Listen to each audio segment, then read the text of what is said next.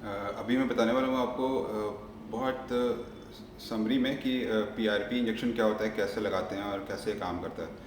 तो इसमें आपका ब्लड निकाला जाता है थोड़ा सा, और उसे हम सेंट्रीफ्यूज मशीन में डालते हैं। सेंट्रीफ्यूज के बाद उसमें से प्लेटलेट्स अलग हो जाते हैं।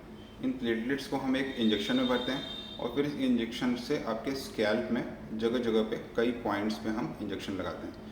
तो ये जो प्लेटलेट्स होते हैं, इसके अंदर ग्रोथ फैक्टर होता है। ब्लड में इनका काम होता है कि कहीं भी डैमेज हो रहा हो वहाँ जाना और हीलिंग कराना। तो ये जब स्कैल्प में पहुँचते हैं हेयर रूट्स के पास, तो वहाँ पर ये ग्रोथ फैक्टर्स रिलीज़ करते हैं। तो जो बाल की जड़ें वो स्टिमुलेट हो जाती हैं और ज़्यादा तेज़ी से बाल बनाने लगती हैं। तो ग्रोथ जो है वो जितनी दवाइयों से होनी थी उसकी तुलना में ज़्यादा होने लगती है। तो प्लेटलेट इंजेक्शन प्लस मेडिसिन लेने से, सिर्फ मेडिसिन लेने की तुलना में ज़्यादा फ़ायदा होता है।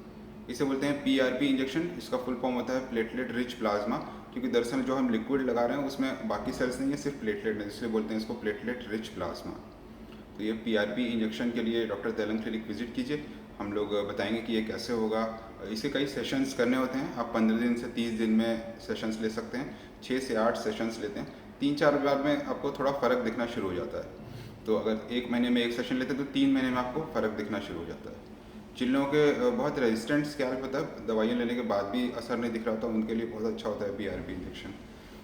इसके अलावा एक स्पेशल ट्रीटमेंट भी हम लोग करते हैं, जिसे ओटी बोलते हैं, जो स्कैल्प इन्फेक्शन के लिए होता है।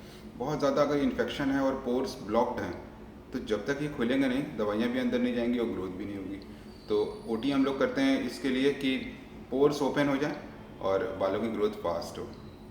प्लस मेडिसिन होती हैं, खाने की टैबलेट्स होती हैं, और ये टैबलेट्स कई तरह की होती हैं और इनके काम करने के मैकेनिज्म भी अलग अलग होते हैं। तो हम लोग रोटेट करते हैं टैबलेट्स को, कुछ महीने एक तरह की टैबलेट्स खानी है, फिर कुछ महीने दूसरी तरह, ताकि हर तरीके से फ़ायदा मिल सके।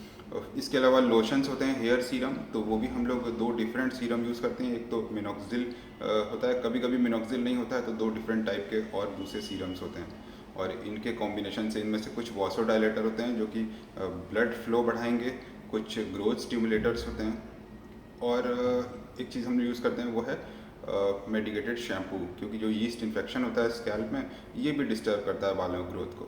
तो एक हम लोग मेडिकेटेड शैम्पू भी यूज़ करते हैं। इसके अलावा कुछ सप्लीमेंट, जैसे कि प्रोटीन, अगर प्रोटीन ज़्यादा लिया जाए तो ग्रोथ फास्ट होती है, तो हम लोग प्रो 50 यूज़ करते हैं। इसमें 55% प्रोटीन है, और मार्केट में कोई भी ऐसा प्रोटीन पाउडर नहीं होता जिसमें कि 55% प्रोटीन हो।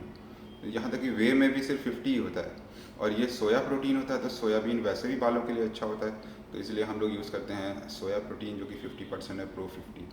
तो बालों के ट्रीटमेंट में बहुत सारी चीज़ें हैं, डिफरेंट टाइप के टैबलेट्स हैं, हेयर सीरम है, शैम्पू हैं, ऑयल कभी कभी देते हैं, कभी कभी नहीं भी देते हैं, क्योंकि ऑयल ज़्यादा आप लगाएंगे तो दवाइयाँ अंदर नहीं जाएंगी, तो हम लोग ऑयल को अवॉइड करते हैं। पर कुछ लोगों में ड्राइनेस की वजह से ऊपर ऊपर से स्कैल्प में ऑयल लगाने के लिए भी देते हैं।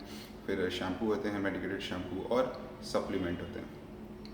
इस दवा के अलावा स्पेशल ट्रीटमेंट में पीआरपी और ओटी ट्रीटमेंट्स होते हैं। एक लो लेवल लेज़र होता है, इसके अलावा एक लेविट्रॉन होता है जो कि ग्रोथ को स्टिमुलेट करता है अंदर रेडियो वेव्स के ज़रिए। तो ये सब अलग अलग मॉडलिटीज़ हैं। कुछ सेंटर्स पे ओजोन भी यूज़ किया जाता है स्कैल्प में जो इन्फेक्शन हो रहा है उसको कम करने के लिए। तो डॉक्टर तेलंग क्लिनिक में आइए। अगर आपको ऐसा लगता है कि बहुत दिन आपने दवा की और फ़ायदा नहीं हो रहा है, तो कुछ स्पेशल टेस्ट होते हैं, ब्लड टेस्ट, ये हम पता करते हैं कोई स्पेशल डेफिशिएंसी या कोई स्पेशल हार्मोनल प्रॉब्लम तो नहीं है। फिर लास्ट और ऑप्शन है आपका हेयर ट्रांसप्लांट का, कि अगर बाल बिल्कुल ही नहीं आ रहे हैं तो हेयर ट्रांसप्लांट कर सकते हैं। तो हम लोग FUE करते हैं, पीछे से बाल निकालेंगे आपके और आगे की जगह में लगा देंगे। तो वो पीछे वाले हमारे हार्मोन सेंसिटिव नहीं होते, वो जल्दी जाते नहीं हैं। जब उन्हें आगे लगा जाएगा तो आगे भी वो हमेशा ग्रो करेंगे।